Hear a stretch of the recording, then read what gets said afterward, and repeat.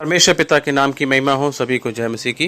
पहला पत्रस पहला अध्याय उसका 11वां। उन्होंने इस बात की खोज की कि मसीह का आत्मा जो उनमें था और पहले ही से मसीह के दुखों और उसके बाद होने वाली महिमा की गवाही देता था, वह कौन से और कैसे समय की ओर संकेत करता था। परमेश्वर का पवित्र आत्मा जो है पुराने नियम में विशेष रूप से मूसा के जरिए जो पुरानी बातों को प्रकट किया, जो उसके जीवन के पहले हुई थी, उसको प्रकाशन किया, और अलग अलग भविष्यवक्ताओं के जरिए भी परमेश्वर के पवित्र आत्मा ने इस बात को प्रकट किया और उभारे जाकर उन्होंने लिखा। और उसके साथ साथ कलीसिया के संबंध में विशेष प्रकाशन पौलुस को मिला, जिसके बारे में इफिसियों की पत्री उसका 3 अध्याय और उसके 3 वचन से, उस वक्त जब कलीसिया की स्थापना हो चुकी थी, कलीसिया के संबंध में जो शिक्षा है, कलीसिया का जो भेद है, उस भेद को उस वर्तमान समय में परमेश्वर ने पवित्र आत्मा के जरिए प्रकट किया और उस बात को उसने लिखा। जैसे यहां पर लिखा हुआ है इफिसियों का 3 अध्याय 3 वचन, अर्थात यह है कि वह भेद मुझ पर प्रकाशन के द्वारा प्रकट हुआ। वह भेद मुझ पर प्रकाशन के द्वारा प्रकट हुआ, जैसा मैं पहले ही संक्षेप में लिख चुका हूं, जिससे तुम पढ़कर जान सकते हो कि मैं मसीह का भेद कहां तक समझता हूं, जो अन्य समयों में और मनुष्यों की संतानों को ऐसा नहीं बताया गया था, जैसा कि आत्मा के द्वारा अब उसके पवित्र प्रेरितों और भविष्यवक्ताओं पर प्रकट किया गया है। अर्थात यह कि मसीह यीशु में सुसमाचार के द्वारा अन्य जाति लोग मिरास में साझी हैं और एक ही देह और प्रतिज्ञा के भागी हैं। परमेश्वर के दिल में जो रहस्य था, जो भेद था कलीसिया के बारे में, जो आने वाले समय में प्रकट होना था, उसको पवित्र आत्मा के जरिए पौलुस के ऊपर प्रकट किया। और इसी बात को बता रहा कि जैसा कि पहला ऐसा कभी नहीं बताया गया। कलीसिया जो है परमेश्वर के हृदय में एक भेद था, एक रहस्य था। तो वो प्रकाशन, वो जो भेद परमेश्वर के मन में था, परमेश्वर ने प्रकाशित किया और उसके लिए प्रेरितों को इस्तेमाल किया और भविष्यवक्ताओं को इस्तेमाल किया, ताकि ये बताया जा सके कि इजरायली और अन्य जाति दोनों कलीसिया में एक हो गए, एक देह हो गए हैं, और इस प्रकार से वो साझी हो गए। तो इसके जरिए हमें एक शिक्षा ये और मिलती है। आज हम बहुत सारे नामों को सुनते हैं, फलाना प्रेरित अपोस्तल, फलाना भविष्यवक्ता, और ऐसे बहुत सारे लोगों के पास लोग जाते हैं बहुत सारी चंगाइयों के लिए या आशीष पाने के लिए। लेकिन यहां पर हम साफ तरीके से देख सकते हैं कि परमेश्वर का वचन बताता है कि परमेश्वर ने जो प्रेरित भेजे हैं, परमेश्वर ने जो भविष्यवक्ता भेजे, उनका क्या खास तौर पर उद्देश्य था। वो ये था कि कलीसिया का भेद प्रकट हो और कलीसिया के संबंध में जो शिक्षा है वो प्रकट हो। इसलिए ही परमेश्वर ने प्रेरित और भविष्यवक्ता आरंभिक कलीसिया में दिए, जब तक परमेश्वर का वचन पूरा नहीं हो गया। और इसी के संबंध में जब हम इफिसियों का 2 अध्याय उसके 20वें वचन में पढ़ते हैं, वहां पर लिखा है, और प्रेरितों और भविष्यवक्ताओं की नींव पर, जिसके कोने का पत्थर मसीह यीशु स्वयं ही है, बनाए गए। तो यहाँ पे बड़ी सफाई के साथ लिखा है, कलीसिया जो है उसको एक इमारत के रूप में बताया गया, और कोई भी इमारत तैयार करने के लिए पहले उसकी नींव डाली जाती है, और उस नींव का जो कोने का पत्थर है वो प्रभु यीशु मसीह बताए गए, और नींव में प्रेरित और भविष्यवक्ता दोनों हैं। और अब उसके ऊपर इमारत 2000 साल से बनती चली आ रही है, बिल्डिंग बनती चली आ रही है, और हम जानते हैं कि नींव कभी दिखाई नहीं पड़ती, नींव हमेशा नीचे होती, गुप्त होती है।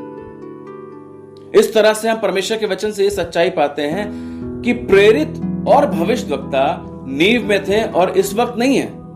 लेकिन आज हम देख सकते हैं कैसी गलत शिक्षा फैली हुई है, और वो फैली क्या है कि बहुत सारे लोग अपने आप को प्रेरित भी बताते हैं और भविष्यवक्ता भी बताते हैं। तो जो लोग अनजाने में या जाने में ऐसे लोगों के पास जाते हैं, तो वास्तव में वो परमेश्वर, प्रभु यीशु मसीह और पवित्र आत्मा का विरोध कर रहे हैं। उनको प्रेरित समझकर, उनको भविष्यवक्ता समझकर उनके पास जा रहे हैं, और ये बात परमेश्वर के वचन के अनुसार नहीं है। इस तरह से परमेश्वर ने अपने वचन को जो प्रकाशन के जरिए प्रकट किया, उसको चाहे भूतकाल में हो मूसा और बहुत सारे भविष्यवक्ताओं के जरिए, और वर्तमान कलीसिया के समय में कलीसिया का भेद परमेश्वर ने प्रकट किया पौलुस को, और उसके साथ साथ आने वाली भविष्य की बातों को भी परमेश्वर ने प्रकट किया। जो भविष्यवक्ता पहले थे उनके ऊपर आने वाली बातों को प्रकट किया, साथ साथ अपने प्रिय चेले यूहन्ना को भी भविष्य की बातें प्रभु यीशु मसीह ने प्रकट की। प्रकाशित वाक्य पहला अध्याय उसका पहला वचन, यीशु मसीह का प्रकाशित वाक्य जो उसे परमेश्वर ने इसलिए दिया कि अपने दासों को वे बातें जिनका शीघ्र होना अवश्य है दिखाए, और उसने अपने स्वर्गदूत को भेजकर उसके द्वारा अपने दास यूहन्ना को बताया। सो भविष्य के बातों को भी, भविष्य के प्रकाशन को भी परमेश्वर ने प्रकट किया। इस कारण से आज कोई भी प्रकाशन नहीं है। क्यों? क्योंकि हमने शुरुआत से विचार किया है कि जो पवित्र शास्त्र ये संपूर्ण है, संपूर्ण पवित्र शास्त्र परमेश्वर की प्रेरणा से रचा गया है। वो 66 पुस्तकें जो बाइबल में है वो सारा परमेश्वर का प्रकाशन है, रेवलेशन है, प्रकटीकरण है, रहस्य उद्घाटन है, जो भी परमेश्वर ने इंसानों के लिए प्रकट किया।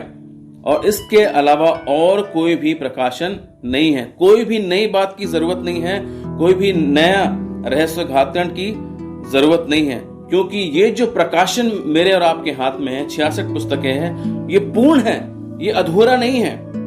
इसलिए संपूर्ण पवित्र शास्त्र मतलब 66 पुस्तकें ही परमेश्वर का वचन है। उसके अलावा और कोई भी बातें हैं तो वो परमेश्वर का वचन नहीं है।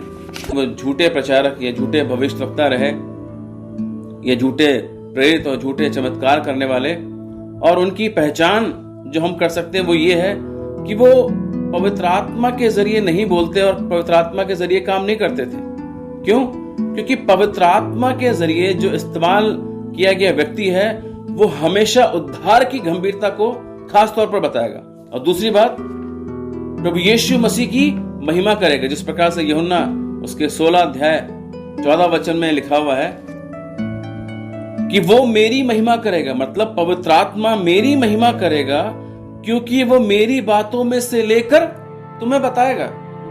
और बहुत सारे लोग बताते हैं मैं फलाना प्रकाशन मिला, ये मिला, वो मिला, लेकिन पवित्र आत्मा के बारे में क्या लिखा है?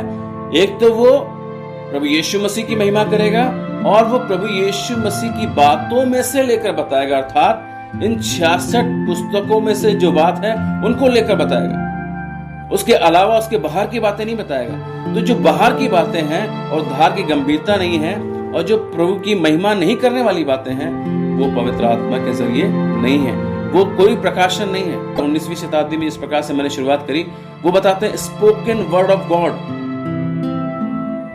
एक विशेष एक खास व्यक्ति है जो बहुत ही जाना माना रहा 19वीं शताब्दी में, और उसके जरिए कुछ किताबें लिखी गई, कुछ बातें लिखी गई, और उसका नाम उन्होंने लिखा है स्पोकन वर्ड ऑफ गॉड। मतलब जिस प्रकार से पुराने नियम में कहा गया है यहोवा की ये वाणी है, अगर यहोवा की वाणी है तो उसको बाइबल में होना चाहिए था, 66 किताबों में होना चाहिए था। तो वो एक और नए प्रकाशन की बात करते हैं जो 66 पुस्तकों से बाहर है। इसलिए वो प्रकाशन परमेश्वर का प्रकाशन नहीं है, और उसमें जो बातें लिखी हैं वो परमेश्वर के वचन के विरोध भी करती हैं। इसलिए बहुत सारी बातें आप लोग सुनते हैं, बड़े बड़े जो प्रचारक कहते हैं परमेश्वर की आत्मा ने मुझे ये दिखाया, परमेश्वर की आत्मा ने मुझे ये प्रकट किया, परमेश्वर का आत्मा ये बोल रहा है, आज ऐसा होगा, कल वैसा होगा, फलाना व्यक्ति का ये नाम है, फलाना व्यक्ति ऐसा कपड़ा पहना, उसने इसका ये है, और उसको फलानी बीमारी।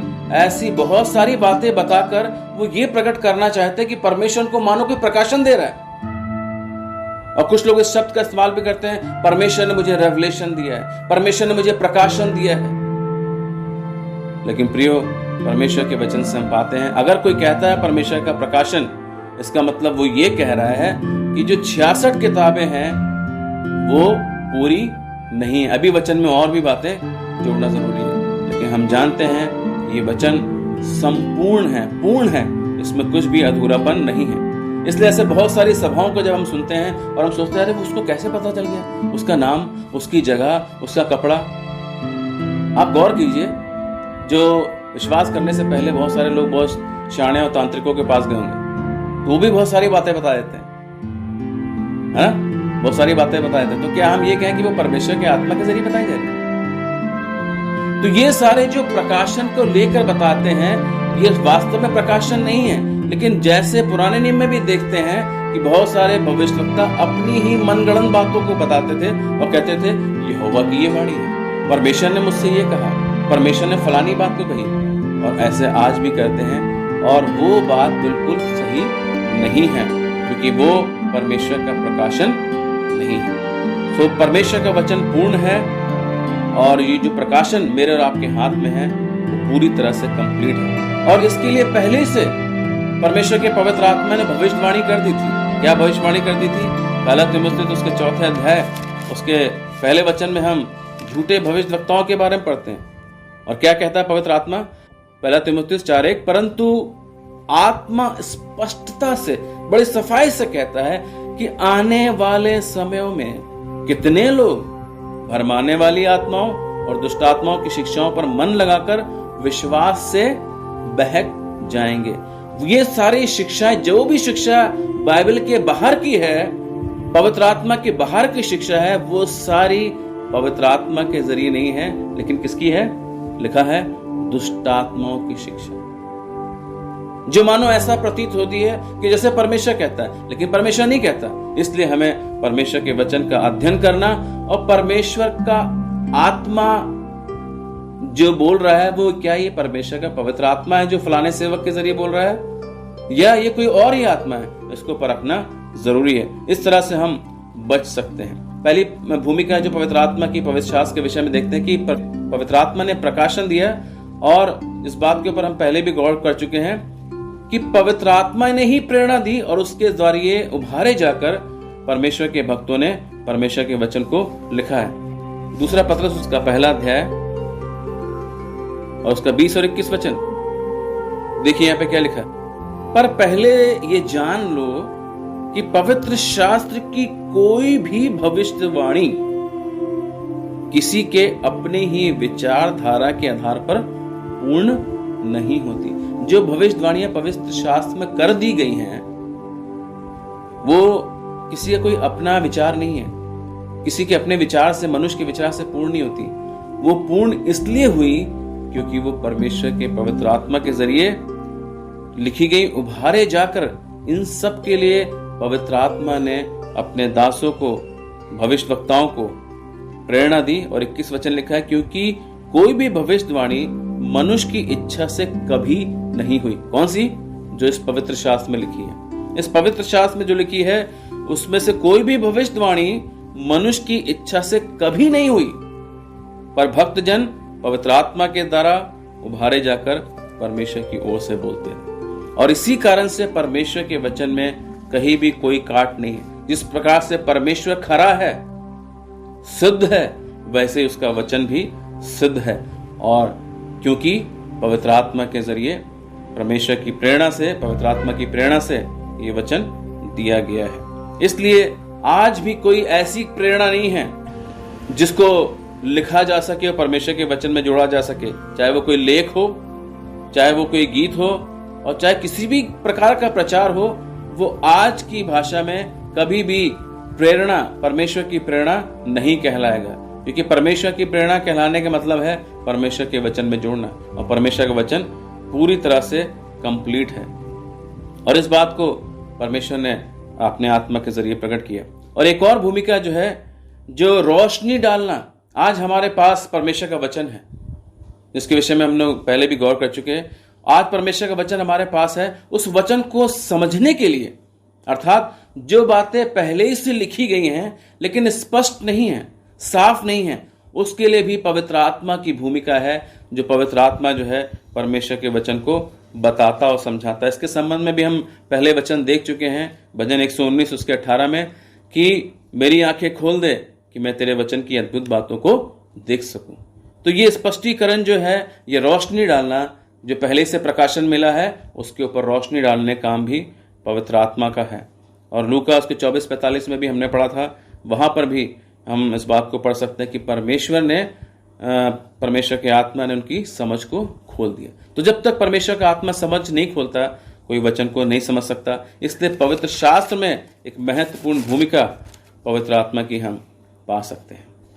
उसके साथ साथ हम पुराने नियम में परमेश्वर के पवित्र आत्मा की सेवकाई को देख सकते हैं कि वो एक अलग प्रकार की सेवकाई थी। आज जो पवित्र आत्मा की सेवकाई नए नियम में है, वो पुराने नियम में बिल्कुल फर्क थी, और इस बात को जानना बहुत जरूरी है, बहुत समझना जरूरी है। शुरुआत की बात है, मैं जब नया नया विश्वास में आया था, और विश्वास में मैंने जाना था कि विश्वास करते ही पवित्र आत्मा आया था और हमेशा के लिए रहता है। और उसके बाद जब एक वचन पढ़ा तो बड़ी उलझन हो गई, और मैं समझता बहुत सारे लोगों को भी उलझन हुई होगी। और वो उलझन क्या है? वो उलझन हमें पता चलती है भजन संहिता 51 में, भजन 51 उसका 11 वचन। और वहां पर देखिए क्या लिखा हुआ है। यहां पर दाऊद इस भजन को लिख रहे हैं। दाऊद के जीवन में पाप और अपराध हो गया, और पाप और अपराध होने की वजह से उन्होंने कुछ बात को महसूस किया। इस बात को यहां पर लिखते हैं, मुझे अपने सामने से निकाल ना दे और अपने पवित्र आत्मा को मुझसे अलग ना कर। तो जब मैंने शुरुआत में इस बात को पढ़ा तो मैंने कहा ये कैसे होती है? क्या परमेश्वर का पवित्र आत्मा अलग हो जाता है? और आज कई लोग इस भ्रम में रहते हैं कि हां, पवित्र आत्मा चला भी जाता है, आता भी है और चला भी जाता है। लेकिन ये सारी बातें परमेश्वर ने पवित्र आत्मा की सेवकाई को इस प्रकार से रखा पुराने नियम में कि पवित्र आत्मा आता था और जाता था। पवित्र आत्मा आता था और जाता था, विशेष समय पर, विशेष व्यक्तियों के जरिए और विशेष उद्देश्यों के लिए परमेश्वर का पवित्र आत्मा दिया जाता था, और उन कामों को परमेश्वर का पवित्र आत्मा कराता था। जैसे हम वचन को पढ़ सकते हैं, जब मिलाप वाला तंबू बनाना था, सारी बातों को किसने देखा था? मूसा ने देखा था पर्वत पर, उसका दर्शन पाया कि मिलाप वाले तंबू में क्या क्या चीजें होनी चाहिए, कैसे होनी चाहिए। लेकिन उसको बनाने वाला कौन था? बसलेल और दूसरे और लोग। तो उनको जो मूसा ने देखा वो कैसे समझ में आया? क्योंकि उसके लिए खास तौर पर पवित्र आत्मा उनके अंदर आया और उस कार्य को कराया। तो पवित्र आत्मा ऐसे विशेष रूप में आता था और काम को कराता था। और इसके लिए बहुत सारे लोगों की बहुत लंबी चौड़ी लिस्ट है, जिसमें से कुछ बातों को हम देख सकते हैं। जैसे बसलेल के जीवन में, यहोशू के जीवन में, गिदोन के जीवन में, शिमशोन के जीवन में हम देखते हैं उसके जीवन में पवित्र आत्मा आया, लेकिन बाद में पवित्र आत्मा ने उसको छोड़ दिया जब उसके जीवन में पाप आया। दाऊद के जीवन में आया, और दाऊद के बारे में भी हम लोग पढ़ा कि अपने पवित्र आत्मा को मुझसे अलग ना कर। और उसके साथ साथ ना केवल जो विश्वासी लोग हैं, लेकिन अविश्वासियों के जीवन में भी परमेश्वर का पवित्र आत्मा आया और परमेश्वर के उद्देश्य को पूरा किया। जैसे बिलाम जो झूठा भविष्यवक्ता था, अन्य जाति था, जिसको बुलाया गया था ताकि इजरायलियों को श्राप दिया जाए, लेकिन परमेश्वर का पवित्र आत्मा उसके अंदर समाया और उसने वो भविष्यवाणी करी जो आशीष के रूप में इजरायलियों के लिए थी, उनके खिलाफ नहीं थी। तो इस तरह से पुराने नियम को अगर हम देखें तो पुराने नियम में पवित्र आत्मा की सेवकाई अलग है। आज हम उसको अगर सोचेंगे तो हम हैरान हो जाएंगे, और आज अगर उसी तरह से लेंगे तो गलत शिक्षाओं में पड़ जाएंगे। और जैसे बहुत सारे लोग गलत शिक्षा देते हैं, पवित्र आत्मा आता भी है, चला जाता है, इसलिए कई बार बहुत बार वो पवित्र आत्मा का आने का इंतजार करते हैं। तो बहुत सारे आपने भजन सुने होंगे, जब सभा होती है, सभा इकट्ठी है, और वो कहते हैं उतर आ ए रूहे पाक उतर आ। इस प्रकार के और से गाने, मतलब क्या अभी आने की जरूरत है? तो उनके समझ में या विचार में इस प्रकार से है कि पवित्र आत्मा आता है और चला जाता है। लेकिन ये सिर्फ पुराने नियम में था।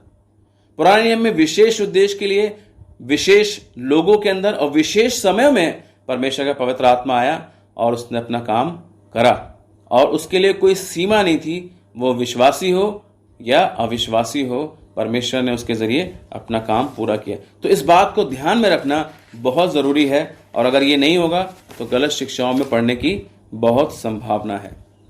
लेकिन नए नियम में पवित्र आत्मा विश्वास करने वालों को किस प्रकार से दिया गया? हमने पहले से परमेश्वर के वचन में पढ़ा हुआ है। यूहन्ना उसके 7वें अध्याय उसके 39 में हमने पढ़ा था, विश्वास करने वाले पाने पर थे। अभी पवित्र आत्मा नहीं आया था, लेकिन विश्वास करने वाले पाने पर थे। ये नए नियम की बात है। कई लोग इस प्रकार से भी समझते हैं कि विश्वास करने के समय पवित्र आत्मा नहीं आता, क्योंकि उन्होंने पवित्र आत्मा को कुछ और ही समझा है। जैसे यहां पर हमने भी वचन में पढ़ा, यूहन्ना सुसमाचार 7वें अध्याय में 39 में, उसने ये वचन पवित्र आत्मा के विषय में कहा जिसे उस पर विश्वास करने वाले पाने पर थे, क्योंकि आत्मा अब तक ना उतरा था, क्योंकि यीशु अब तक अपनी महिमा को ना पहुंचा था। एक और वचन हम पढ़ेंगे जिसको कई बार हम लोग पढ़ के कई लोग उलझन में आ जाते हैं। लूका सुसमाचार 11वां अध्याय 13 वचन। यहां पर ऐसा लिखा है, अतः जब तुम बुरे होकर अपने बच्चों को अच्छी वस्तुएं देना जानते हो, तो स्वर्गीय पिता अपने मांगने वालों को पवित्र आत्मा क्यों ना देगा। और यही बात जो है मत्ती के सुसमाचार में भी लिखी है, लेकिन वहां पर यह नहीं लिखा है कि अपने मांगने वालों को पवित्र आत्मा क्यों ना देगा, लेकिन ये लिखा है अच्छी वस्तु अगर मांगते हैं तो उनको क्यों ना देगा। जो मत्ती उसके 7वें अध्याय 11 वचन में मिलता है। तो यहां पर पवित्र आत्मा के विषय में क्या लिखा है कि वो अपने मांगने वालों को पवित्र आत्मा क्यों ना देगा। तो इस वचन को लोग क्या समझते हैं कि हमें पवित्र आत्मा मांगना चाहिए, लेकिन यहां पे प्रभु यीशु मसीह के वचन में क्यों लिखा हुआ है।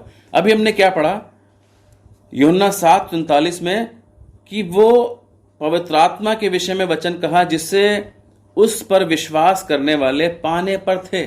पुराने नियम में हमने क्या देखा, पवित्र आत्मा विशेष समय में विशेष लोगों के ऊपर विशेष उद्देश्य के साथ आता था और अपना काम पूरा करके चला जाता था, एक स्थायी रूप में नहीं था।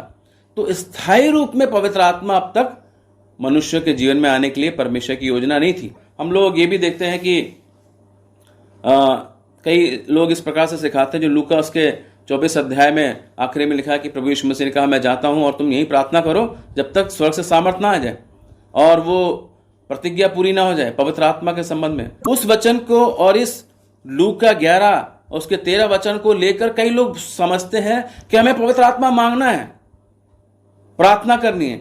लेकिन प्रेरितों के काम उसके 2 अध्याय में जब पवित्र आत्मा स्वर्ग से उतरा बड़ी सामर्थ के साथ, और जब प्रेरित लोग प्रचार करने लगे, प्रेरितों काम 2 अध्याय 16 वचन, परंतु यह वह बात है जो योएल भविष्यद्वक्ता के द्वारा कही गई थी। परमेश्वर कहता है कि अंत के दिनों में ऐसा होगा कि मैं अपना आत्मा सब मनुष्यों पर उंडेलूंगा और तुम्हारे बेटे और तुम्हारी बेटियां भविष्यवाणी करेंगी और तुम्हारे जवान दर्शन देखेंगे, आदि सारी बातें। तो ये भविष्यवाणी परमेश्वर ने योएल की किताब में, यहेजकेल की किताब में इत्यादि में की थी, और उसकी बाट जोते हुए, उस प्रतिज्ञा, उस वायदे की बाट जोते हुए कई लोग इस बात की प्रार्थना करते थे। लेकिन आज वो चीज नहीं है, क्योंकि पवित्र आत्मा आ चुका है। पवित्र आत्मा आ चुका है और परमेश्वर ने उसकी आशीष दी है। और यहां पर हम पढ़ते हैं यूहन्ना सुसमाचार 14 अध्याय और 16-17 में, यहां पर इस प्रकार से लिखा, मैं पिता से विनती करूंगा और वे तुम्हें एक और सहायक देगा कि वो सर्वदा तुम्हारे साथ रहे। तो ये भविष्यवाणी पूरी होनी थी और पिन्तेकुस्त के दिन में पूरी हुई, और जब वो पूरी हुई तो विश्वासियों में हमेशा के लिए पवित्र आत्मा आ गया। इसलिए किसी भी विश्वासी को पवित्र आत्मा मांगने के लिए, उसका इंतजार करने के लिए, उसके लिए उपवास करने के लिए कुछ भी करने की जरूरत नहीं है। ये तो विश्वास करने वाले, जैसा वहां पर लिखा हुआ था यूहन्ना 7:39 में, विश्वास करने वाले पाने पर थे। और ये नए नियम का तरीका है। पवित्र आत्मा मांगने से नहीं मिलता है। पवित्र आत्मा के लिए उपवास करने की जरूरत नहीं है, बहुत सारी प्रार्थना करने की जरूरत नहीं है, ये कहकर कि लूका 11 में ऐसा लिखा हुआ है। ये एक ऐसा पीरियड था जिसको हम कह सकते हैं इंटर टेस्टामेंटल पीरियड। इंटर टेस्टामेंटल पीरियड मतलब पुराने नियम से अभी नए नियम की ओर जा रहे हैं। इस समय में पुराने नियम में क्या है, पवित्र आत्मा खास तरीके से आता था, खास लोगों के ऊपर अपना काम करके चला जाता था। लेकिन नए नियम का अलग विचार है। स्थायी रूप में परमेश्वर ने पवित्र आत्मा दिया। इस बीच में किससे पहले कि पवित्र आत्मा आए स्थायी रूप में आने के लिए, उस वक्त कई लोग प्रार्थना किया करते थे उस प्रतिज्ञा के लिए कि परमेश्वर की प्रतिज्ञा पूरी हो।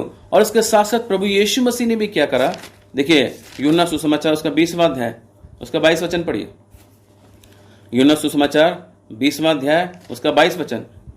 यहां पर प्रभु यीशु मसीह मुर्दों में जिंदा हो चुके हैं और अपने चेलों को दिखाई दे चुके हैं।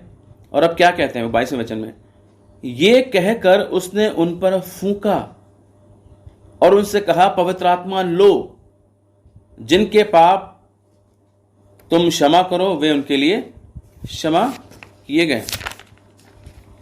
तो ये फूंकने का मतलब क्या था और प्रेरितों का काम 2 अध्याय में क्या था? दोनों में फर्क है। ये परमेश्वर का पवित्र आत्मा जो प्रभु यीशु मसीह ने फूंका, वो पिन्तेकुस्त के आने वाले दिन के समय तक के लिए था, ताकि परमेश्वर का पवित्र आत्मा उनको नियमित रूप से संबंध बनाए रखे और सामर्थ पाने के लिए, जो सामर्थ पाने वाले थे उसके लिए उनकी तैयारी हो सके। और उसके साथ साथ जब 23वां वचन पढ़ते हैं, वहां पर ऐसा लिखा हुआ है कि जिनके पाप तुम क्षमा करो उनके लिए क्षमा किए गए, और जिनके तुम रखो वे रखे गए। क्योंकि प्रभु यीशु मसीह ने इस प्रकार के वचन को अलग अलग और जगहों में भी इस्तेमाल किया है। मत्ती 16 में 19 में कि मसीह जगत के द्वार की कुंजी को खोलने के लिए, द्वार को खोलने के लिए जो अधिकार दिया है, जो पतरस को दिया था, उसको प्रकट करने के लिए प्रभु ने ये बातें कही हैं।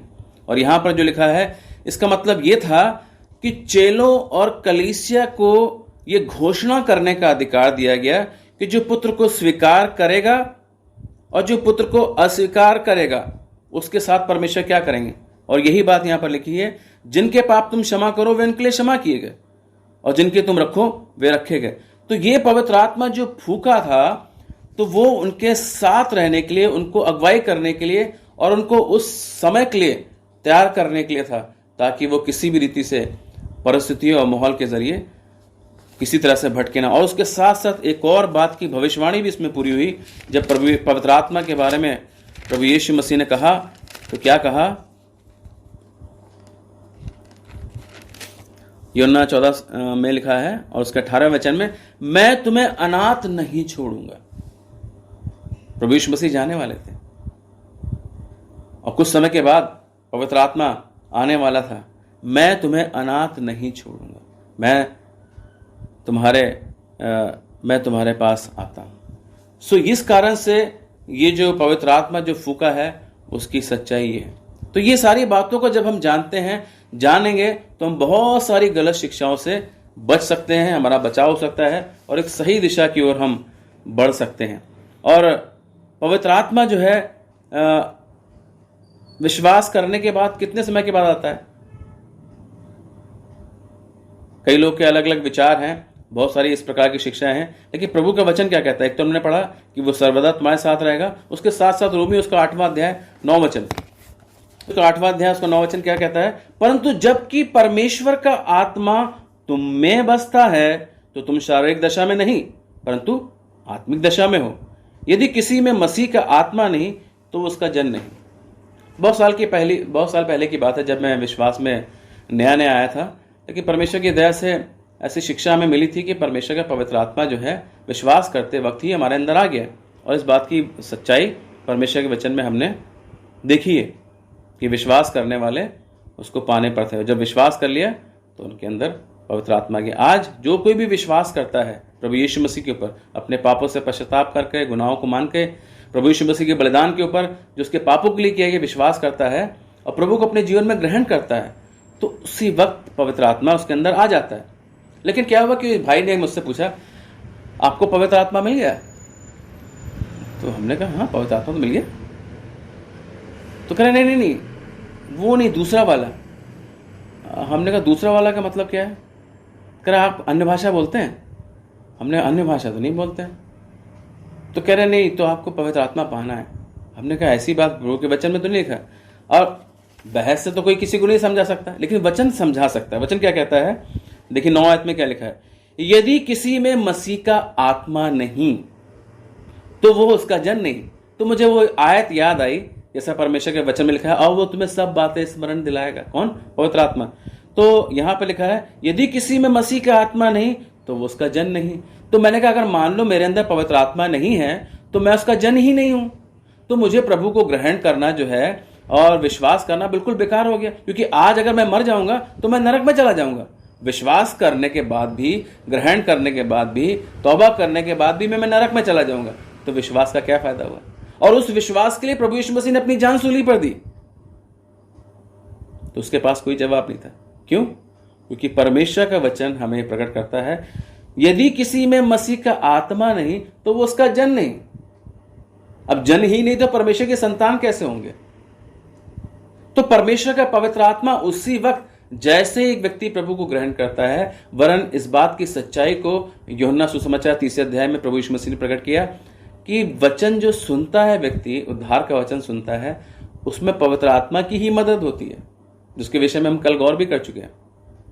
तो पवित्र आत्मा बाहर रहकर मनुष्य को कायल करता है, निरुत्तर करता है, और वो पश्चाताप करता है, प्रभु यीशु मसीह पर विश्वास करता है कि हाँ, सचमुच में प्रभु यीशु मसीह मेरे पापों के लिए बलिदान हो गए और मुझे जरूरत है कि प्रभु यीशु मसीह को अपने जीवन में ग्रहण करूं। तो जैसे ही व्यक्ति ग्रहण करता है तो परमेश्वर का पवित्र आत्मा आ जाता है। कल हमने एक बात को आखिरी में बोल के विचार किया था, वो क्या था? 1 कुरिन्थियों 3:16 में हमने क्या पढ़ा था?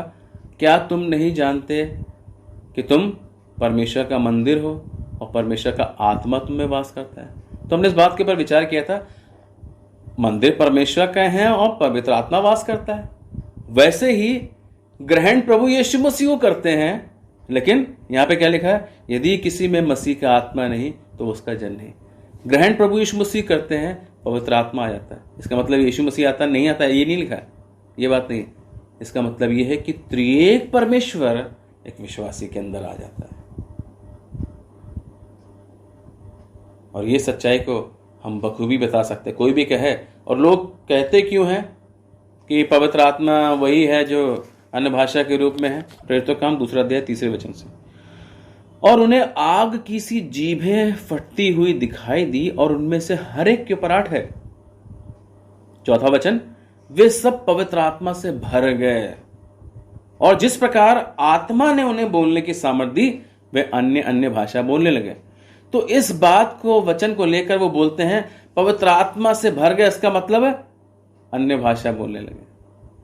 तो उसका मतलब यही था कहने का, उस भाई का पूछने का, कि आपने पवित्र आत्मा पाया? कि अगर आपने पवित्र आत्मा पाया है तो आपको अन्य भाषा बोलनी जरूरी है, ये उस भाई का कहना था। लेकिन परमेश्वर के वचन से आने वाले दोनों में देखेंगे अन्य भाषा के संबंध में भी, कि अन्य भाषा किसके लिए है, कैसा है, और सबके लिए है कि नहीं, और पवित्र आत्मा मिलते ही अन्य भाषा मिल जाती है कि नहीं। ये सारी बातों को हम लोग देखेंगे। और इस वचन के कारण से लोग कहते हैं कि भाई पवित्र आत्मा से वो लोग भर गए और आत्मा ने उनको सामर्थ्य दी, वो अन्य भाषा बोलने लगे। अगर आपको पवित्र आत्मा मिल गया, इसका मतलब आप अन्य भाषा बोलना चाहिए। अगर आप अन्य भाषा नहीं बोल रहे, इसका मतलब आपको पवित्र आत्मा नहीं मिला। सो परमेश्वर के वचन से हम साफ साफ देखते हैं ये शिक्षा गलत है।